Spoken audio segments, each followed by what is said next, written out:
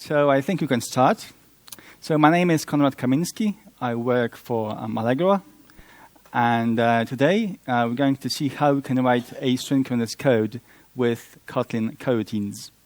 So first I just want to ask one question. So how many of you actually know Kotlin, the language, like have read about it or done some programming? Right, okay, so about like half of that.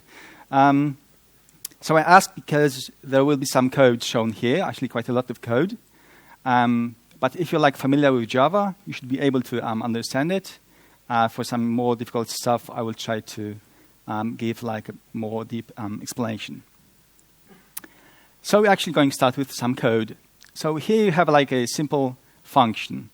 This function tries to send an audit message to some external system. So what it does is, for a particular user, it first tries to get the account ID, which is assigned to that user. Then it tries to get the number of products which are assigned to this account. And then it sends a message. So this function is quite simple because there are just three things happening in sequence. And so just by looking at it, you know immediately what actually happens.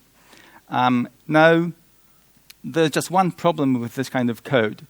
So let's imagine that these functions like get user account ID, get product count, and send message, they all go over a network to do something. So for example, they fetch data from some microservice, or they fetch data from a database server. So it means that at some point they have to send a request, a network request, and then they have to wait for the response from that server. And these methods here, they are blocking methods, synchronous methods, which mean that a thread that executes this function will be blocked, waiting for the response from the server. And no, it's not really a problem if you have a couple of those threads, but today we actually develop services or applications which serve millions of users. So if we want to serve millions of users with this kind of code, then we will end up with millions of threads which can actually essentially do nothing but wait for the response from some other server. And actually, it's really not doable on contemporary machines because threads, they take resources. So yesterday, Adam Dubiel had a talk about threads and the cost of the threads. So just to recap what he actually told, or some the things that are connected to this presentation. So threads, for example, have some explicit cost like a stack, which is needed for each thread, and it's about 1 megabyte by default. And there are some implicit costs like context switches. If you have many threads, then the cost of context switches between threads becomes really very big. So we can't really write applications with that scale with this kind of code. So what should we do? So we have to turn into some form of asynchronous programming. And it comes in many shapes. So for example, we can use callbacks. So with callbacks, our functions no longer return a value, but they have this additional parameter, a callback. And once the result of a function is available, that callback will be called with the result of the function. So here, for example, it's the same kind of code that we've seen before, but with callbacks. And the callbacks here are actually used, are created with Kotlin functions. And you can see that each of those functions, like get user account ID, get product count, send message, they all have this additional parameter, a callback. And our code looks a bit different now because we have these nested callbacks. And so it's not as nice as it was before. What we have here now is something which is called callback hell. So if you've done any programming with JavaScript, for example, it's quite a prevalent problem in JavaScript.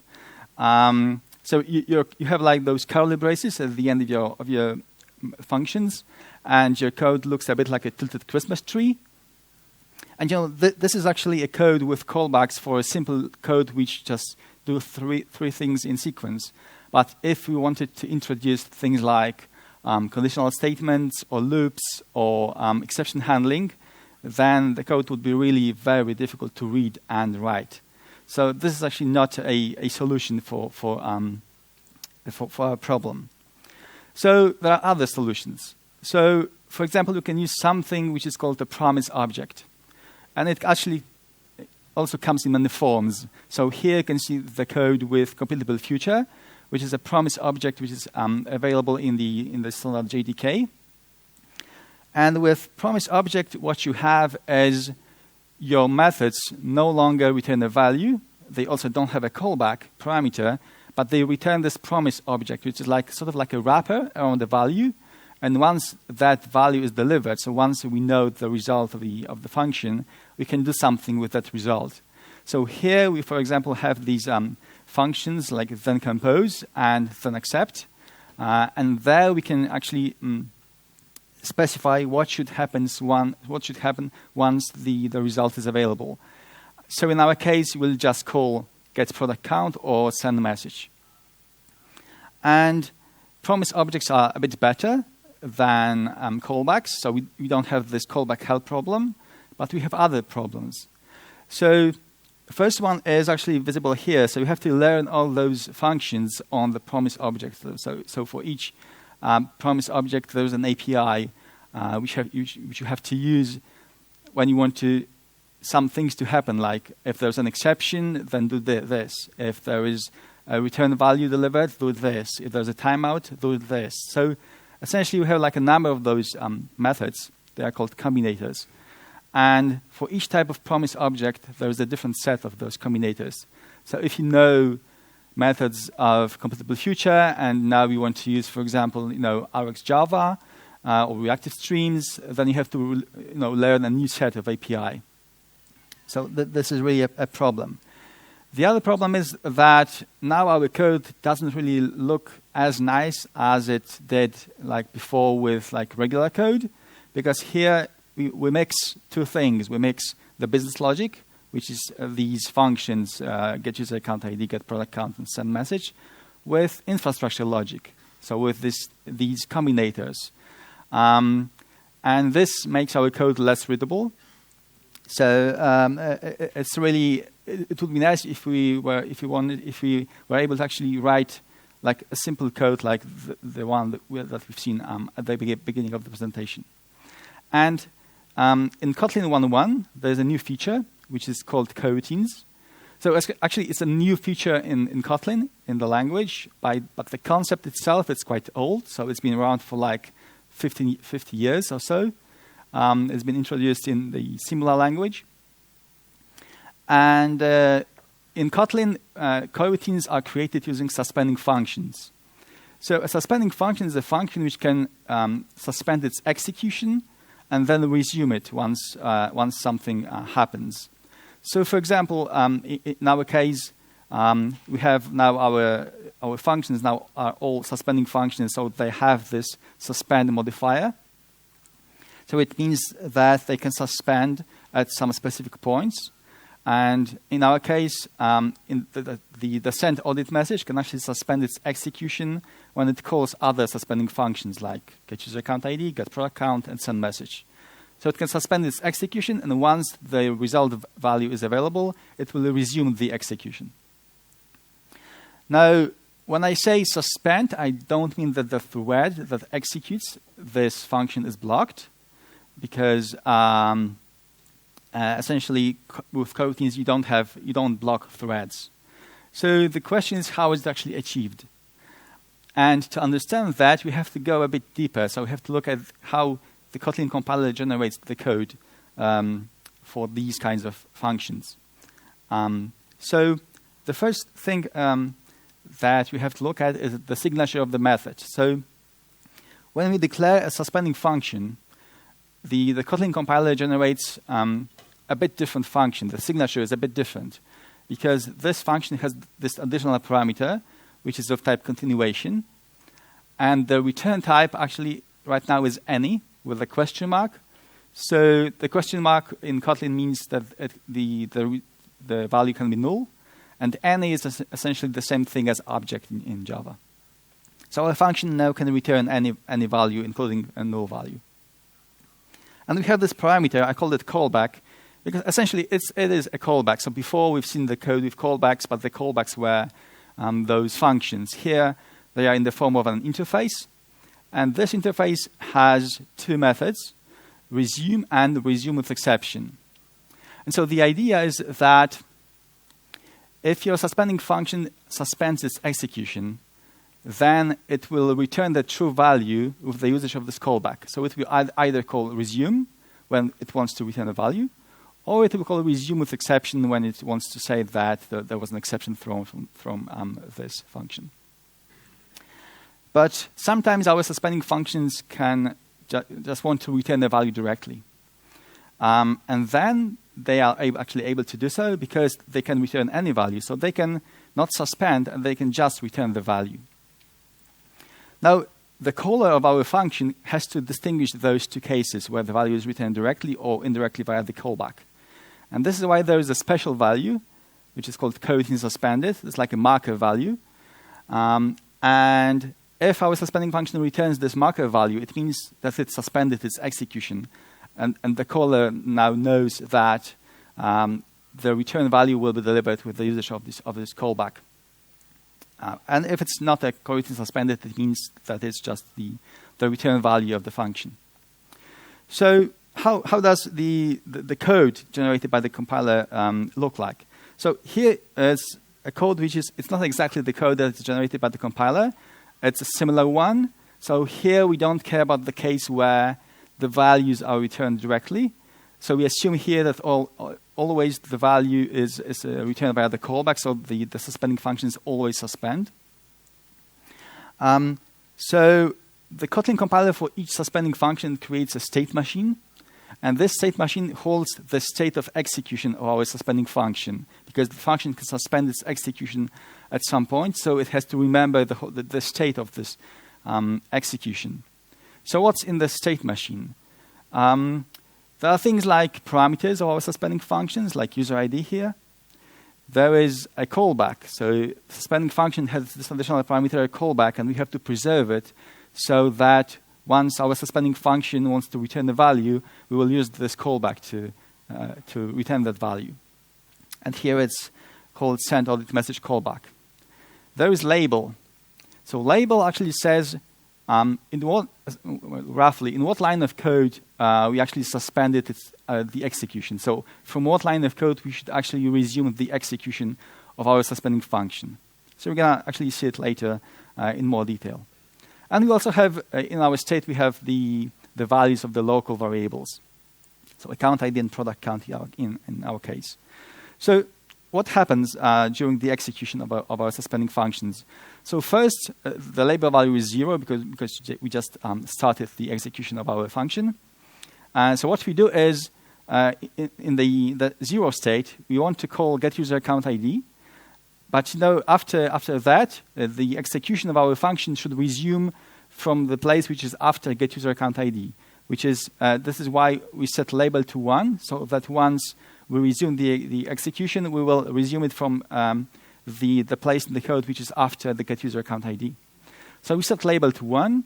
We call getUserAccountID, but getUserAccountID is actually a suspending function, so it needs this additional parameter, this callback, and you have to provide one to this function.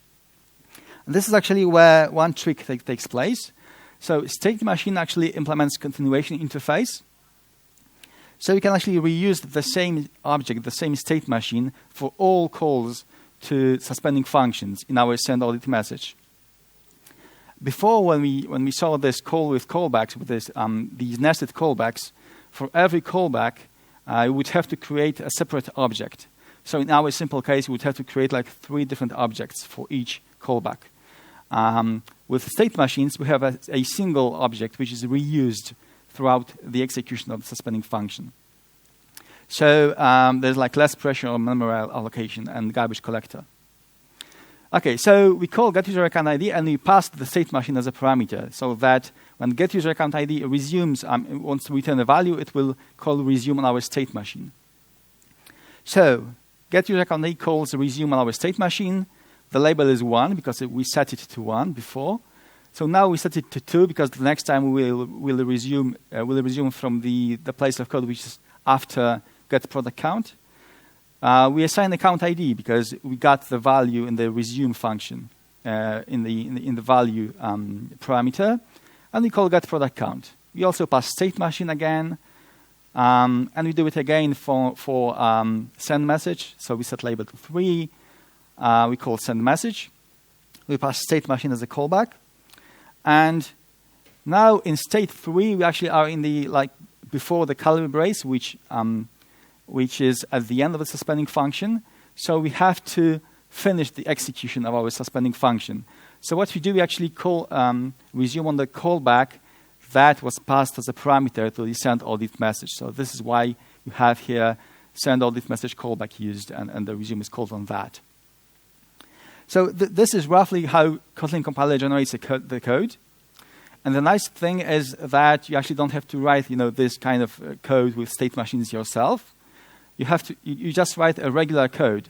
So you can use any language construct in that code. You can use loops, conditional statements, exceptionally, whatever you want. And this is actually the strength of using coroutines over things like callbacks or promise objects. You don't have to learn any new API. All you have to do is you have to mark your functions as suspending functions, and the rest, there's no special API for accessing these functions. So, but at the end of the day, we actually sometimes you want to have access to this callback, because, for example, if you want to write a synchronous method, for example, you want to fire off some computation on some background thread, and once that computation is finished, we want to return the value from our suspending function. We have to have access to this callback, and this is where we can use something which is like basic blocks of coroutines, of suspending functions. And one of them is called Suspend Coding. So it's a suspending function which takes as a parameter a regular function. And this regular function has this callback parameter, this continuation, as a parameter. And we can use this parameter either directly in this lambda that is passed as a parameter of suspend coding, or we can pass it to some other thread or some scheduled tasks. And once the task is executed, we can call resume on the callback in some other thread. So let's try to write some code actually with this and see how it works in practice. So we're going to write a simple function, which a simple suspending function will wait for some time. So we'll call it mySleep. It will have a delay. So we're going to use the suspend coroutine. Callback. Right. So the callback now is of type continuation as we expected, and for implementation we're actually going to use timer. So in Java, in the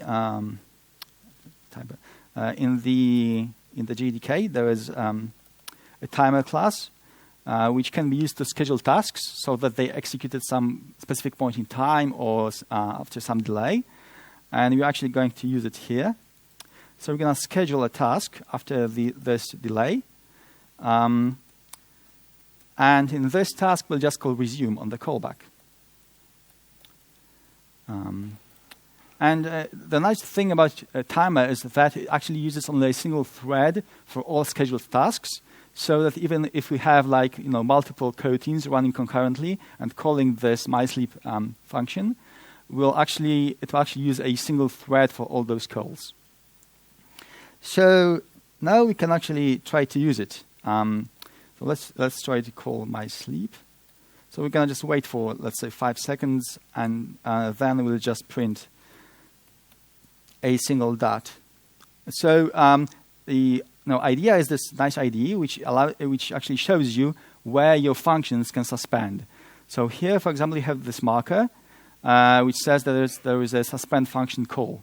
And this is because here we call the suspend coroutine. Suspend coroutine is a suspending function, so mySleep can actually suspend its execution here. And the same applies for main, where you can see that there is this marker as well. But there is like also this problem here. So there's this rule that a suspending function can be called only from other suspending functions or suspending lambdas. So we can't really call directly mySleep from main. And to actually call suspending functions from regular functions, we have to use something which is called coroutine builders. So these are like these special functions which allow you to create a coroutine from a suspending function and launch that coroutine and execute it. So there's like a number of those coroutine builders. And one of them is launch. So launch takes as a parameter a suspending lambda. So you can use suspending functions in this lambda. And launch itself is a regular function, so you can call it from wherever you want. And launch returns a job. So a job is this object which allows you to manage the life cycle of a coroutine. So you can, for example, cancel this coroutine so that it will not execute, or it will just stop the execution. Or you can use a join function, which allows you to wait until that coroutine which was created from the suspending lambda, until that coroutine finishes its execution. So you can try to use launch in our code. So here we're going to use launch. Okay. And we're going to try to execute this. So it should wait for 5 seconds and then print a dot. So it actually hasn't waited for 5 seconds. And this is because launch tries to execute the coroutine in the background thread. So by default, it's like this thread pool, which is fork join pool, similar to fork join pool. And launch itself finishes its execution. The coroutine will run in a background thread. And so launch finishes its execution. The main function also finishes its execution. And in JVM, if the main function finishes its execution, and there is no threads, non-daemon threads running in the JVM, then the JVM will just stop. And here the timer will use daemon threads. So essentially, the JVM just stops executing. So what we have to do is we have to wait for the coroutine to finish its execution before we leave main. So we can call this join function that we've seen. So we're going to get the job, and we're going to call join. And now our functions should wait until the coroutine itself stops being executed. But join itself is also a suspending function, so we have like sort of an egg and a chicken problem. And this is where we can use a different coroutine builder, which is called RunBlocking. So RunBlocking is quite similar to launch. It also takes a suspending lambda as a parameter. But what it does is it waits for this suspending lambda to finish its execution before it itself finishes its execution. And also the value of the suspending lambda is actually the value of RunBlocking, the return value of RunBlocking. You essentially shouldn't really use RunBlocking in your code. It's nice if you want to do things like unit testing or demos. So we're going to use it actually here. So what we have to do actually right now is add this RunBlocking here. And now our code compiles, and we should have the behavior that we wanted. So after roughly 5 seconds, a dot should be printed, and it is printed. So we've got our first coroutine created and executed. And coroutines are sometimes called lightweight threads. And there's a reason for that, because threads, they actually execute some code, and sometimes they stop, waiting for something, and then they execute the rest of the code. And in coroutines with suspending functions, we also have the same behavior. There's like a piece of code. A coroutine can be suspended. It's not blocked. It's not blocking a thread, but it's suspended. It then resumes its execution. And we can have like multiple threads running concurrently. We can have multiple coroutines running concurrently. So there is some similarity here. So if we call coroutines lightweight threads. What does lightweight mean? So to show you that, we're going to try to create like quite a large number of coroutines and threads and compare those two approaches and see for ourselves how it behaves. So let's start with coroutines. So we're going to create 100,000 coroutines. And we'll call it jobs. So jobs. Now we'll have a list of jobs. So a list will be like 100,000 elements. And then for each job, we'll just wait for them to finish. So for each job, we'll just call join, so that will wait until it finishes its execution. So we execute, what we do is we execute 100,000 coroutines. Every coroutine will wait for 5 seconds, and then it will print a dot. So it ran for 5 seconds, and we have some dots here. So I'm not going to count them, but if we exit the presentation mode and we get to the end of the line, you can see here, I don't know if you can actually see here, but there's like 100,000 dots here.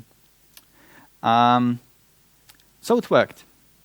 So we have a code which ran those 100,000 coroutines. Now let's try to do the same thing with threads. So it's kind of very, very simple. In Kotlin, we'll get used to RunBlocking. Instead of launch, we're going to use thread. So thread is like this function in Kotlin which creates a thread and then runs whatever is inside this parameter of thread, this lambda.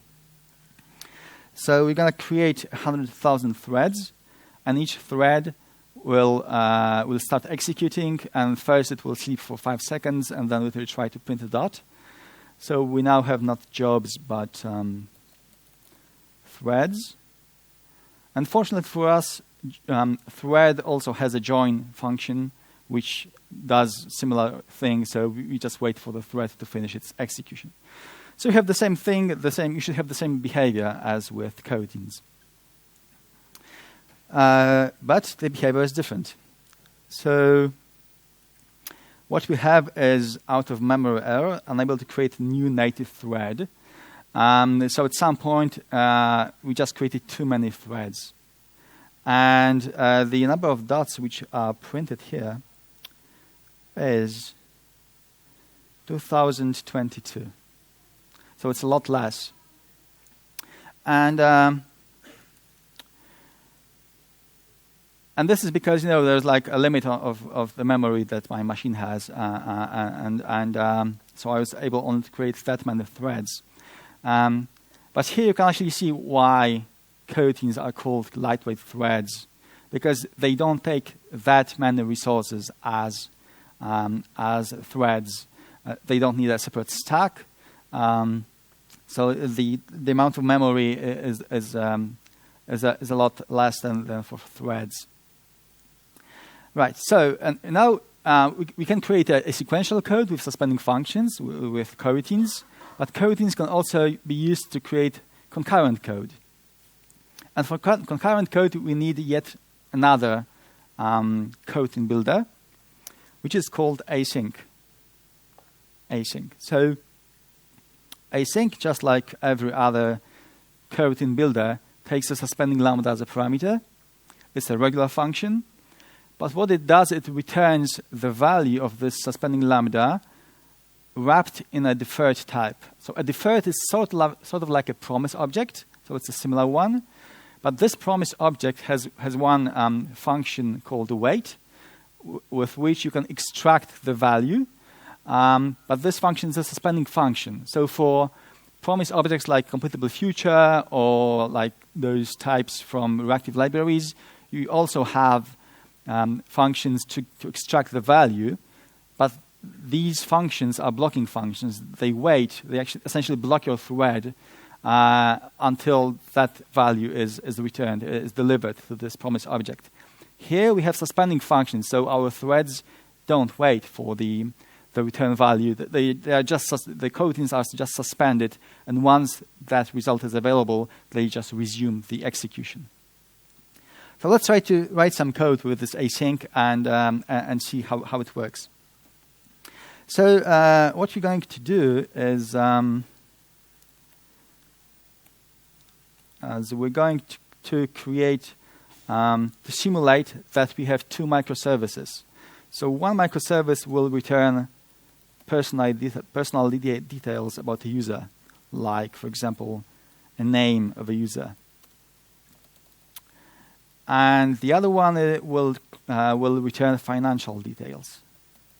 Financial details. So let's say there is some amount to be in these financial details, and we'll create two separate functions for them. So we're gonna load personal details, and we're gonna simulate the microservice. So we're gonna just wait for some time with our mySleep function. So we're gonna wait, let's say, for 2 seconds, and then we're gonna just return some value. Let's say it's John. And we're going to create a separate function for financial details to simulate our second microservice. And the amount, let's say it's 120. And we're going to wait like for 4 seconds. Let's say it's a slower microservice. And first, let's try to run these functions sequentially and measure the time it takes to actually execute them.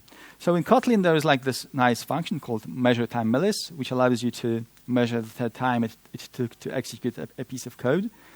So we're gonna measure that time.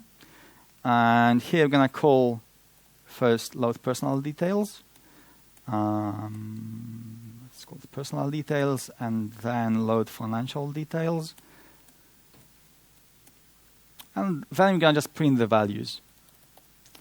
So name is personal details name, and amount as amount. Right. And then we're just going to print the time it took to actually execute those methods. So we call these two in sequence. The first one takes like 2 seconds. The second one takes like 4 seconds. So in total, we have like 6 seconds. And this is the result we have. And let's now convert the code to be run concurrently. So we're going to use this async coroutine builder. So we're going to call async for this and async for that. And now our personal details and the financial details variables, they are of type deferred. So we have to extract the values from this type. So we're going to use this wait function. We're going to call wait. And the same for financial details. And that's about it. So now those two functions, they just run concurrently. So it takes now 4 seconds to execute this kind of code, because the longer one, the load financial details, takes 4 seconds to execute. And now you can see that the concurrent code is more complex than the one which was asynchronous but sequential. And this was actually done by purpose. So the Kotlin designers, the Kotlin coroutines designers, they think that concurrency should be put explicitly in your code so that it's visible for the developer that something here is not something here happens which is like not straightforward. Like with sequential code, even if it's asynchronous, it's still sequential. Like things happen one after the other. With concurrent code, there are things running in parallel, and if you put it explicitly in your code, then there will be like no surprise that something runs concurrently. So this is why we have to use such things as the async coroutine builder. So now we have our coroutine builders which we can use to run suspending functions concurrently in sequence, etc. But if you have a new project, then it's quite easy to introduce coroutines. But what if we already have an existing project which uses asynchronous programming? So for example, let's say we have a project which uses completable future. So we have an API which either expects completable future as its input, or you want to use coroutines in an API which expects completable future, and you want to somehow create this completable future using coroutines. And for that, there's like a set of libraries. So there is like this set of libraries called Kotlin X libraries, which allow you to interoperate with different kinds of asynchronous code, asynchronous libraries. And there is one for JDK completable future. There are other ones for reactive streams, etc. But the one for the JDK completable future, it allows you to interoperate with coroutines in two ways. So first, there is a coroutine builder defined, which is called future, simply future, and it will return a completable future. But as a parameter, it takes a suspending lambda, just like every other coroutine builder. So you can simply use suspending functions in your future coroutine builder, and because it returns completable future, you can use it in your application if it expects completable future. And the other way around, you can actually, there is an extension function called await. So extension functions in Kotlin, they allow you to, this mechanism allows you to create new functions on existing types. So like here, for example, we have an await function on completion stage. So completion stage is like this super type of completable future. So you can also call await on completable future. And this extension function, it's a suspending function. So if you already have an API which gives you the completable future, and you want to use this API in coroutines, you can just call await function, await extension function on that completable future. And since it's a suspending function, you will not get a blocking code.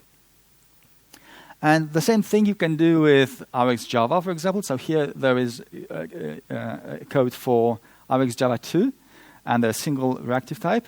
So there is Rx single coroutine builder, which allows you to create a single from coroutine from suspending lambda, just like future created completable future. Rx single creates single.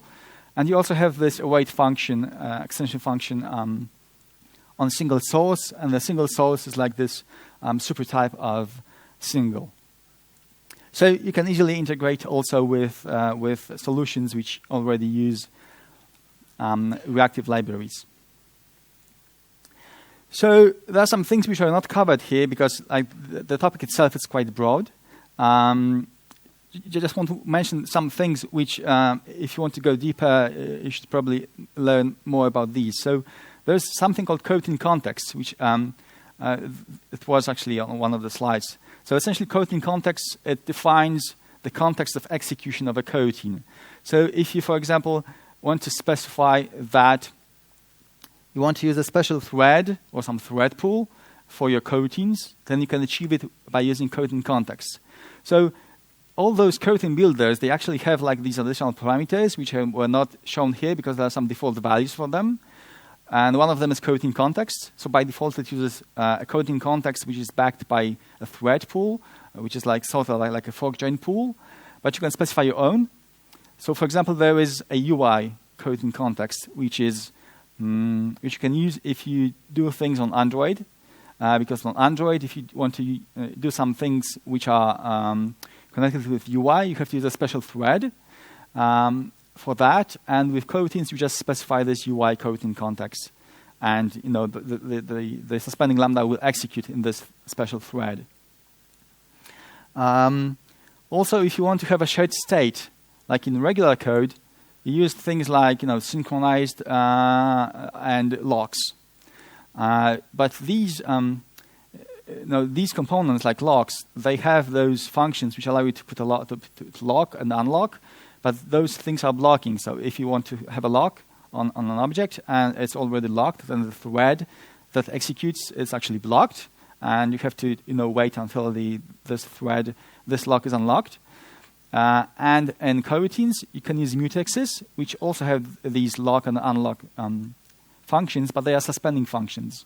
So your thread will not be blocked just your suspending function will suspend its execution, and once this mutex is unlocked, the suspending function will resume its execution. We have channels and actors. So coroutines can talk to themselves. And there is a concept of a channel. So one coroutine can send a message to a channel. The other one can receive that message. So it can be thought of as something like a queue, although there are like different kinds of channels. But the simplest one is like a queue. And there are queues in Java already.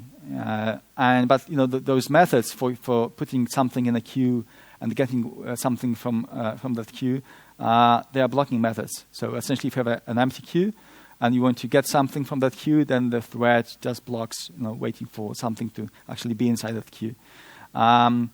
With channels, you have also functions like send and receive, but these functions are suspending functions. So again, your coroutines will just suspend the execution. They will not block the thread that executes. And there are like libraries which allow you to interoperate with different kinds of existing solutions. So I mentioned, Complete the Future and RxJava. So there are there are libraries for things like reactive streams, like Guava or Quasar, and you can actually, easily create your own. So if you want to know more, there's a couple of places you can have a look. So the first one is this Kotlin X set of libraries. It's available on the GitHub repository. So there's like a nice set of documents there. So like tutorials, guides, etc. They are really very written in a very pleasant and easy to read way. So I suggest you to have a look at them. There is a website for coroutines in the official Kotlin language reference, and you can find some information there. And you can also Google Roman Elizarov talks. So Roman is the guy from JetBrains who is the main brain, like the main designer of coroutines in Kotlin. And there's a couple of videos of his talks where he goes a bit deeper about coroutines and its implementation and design decisions. So you can also have a look at those talks. And this is me. And there is on my GitHub repository there is a library called Spring Kotlin Coroutine. So it actually allows you to use Spring framework, allows you to use coroutines or suspending functions in a Spring framework. Just by declaring a dependency, you're allowed to do things like have suspending functions as web methods or as repository methods. So if you're interested, you can have a look at them. It's not an official project of Spring framework or Pivotal. Some of it has actually been ported to Spring Foo, which is like this new project from Pivotal for functional Spring. And more stuff will hopefully make its way soon to the regular Spring framework. So if you want to use coroutines with Spring, then you can have a look at that. So that's all from me for today. If there are any questions, I'm happy to answer them. There's a question up there.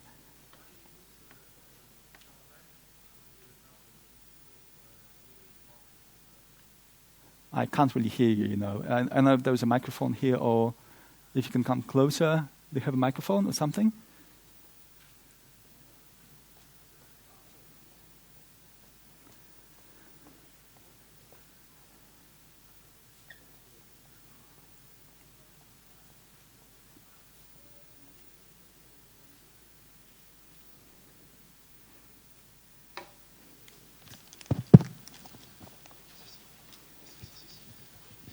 Why use Java timer function class instead of coroutine delay function? Yeah, so this is just to give you an example of that. I mean, there is already a function like mySleep, which is called delay, as you say. But I just wanted to give you an example of how you can write your own suspending function which access this callback. And it was like a very, very simple case. So this is why I just want to add one note. Coroutines have a not trivial engine to handle exception in background threads. So if you want to throw a business exception from your background thread, it's very hard. to handle it. There are like more things like deeply in the coroutines. Yeah. So it was just the things I've shown you there, like just basic stuff. And as I told you, I mean, if in any solution, if you go deep enough, you know there are some problems. But yeah, exceptions are one of them. Yep. So, any other questions? Is there any other bottleneck? Bottlenecks, like you mean like what kind of bottlenecks? Okay, so one thing which I always get this question is that coroutines actually are now called experimental. So this is an experimental feature. This is how it's called by JetBrains. But they are like experimental. They've been like experimental for the last a year and a half. And this was actually one of the mistakes they made when they called them experimental. Because, I mean, the feature is working. The compiler itself, there are like not many changes in the compiler. Just new features are added, but it's pretty stable. The last, I think the thing that is not as stable as it could be is this Kotlin X libraries. You know, these things like jobs, etc. Exception handling. They change a bit, but nowadays it should be pretty stable. So I think that in Kotlin 1.3, coroutines will no longer be experimental. So we have to wait a bit for that. But yeah, I mean, no, JetBrains uses coroutines in their own projects. They even released a web framework called Cater, which uses coroutines. So it's pretty stable solution. So you shouldn't really worry about, if I use coroutines now, what will happen when they are, for example, non-experimental. Because even though some things will change, like for example the names of the packages for those types like job, etc., because they are now in the experimental package. JetBrains always, if they introduce a new feature and they deprecate the old one, they have this migration path when for some time they support both solutions, and they also allow they also give you tools to migrate, and this will happen also for your coroutines code. So if you now use coroutines and use those experimental package types, then if they finally make its way to like a regular package, then IDEA will have like a migration tool which will just with one click allow you to migrate to a new API. Okay, another question? All right, thank you very much.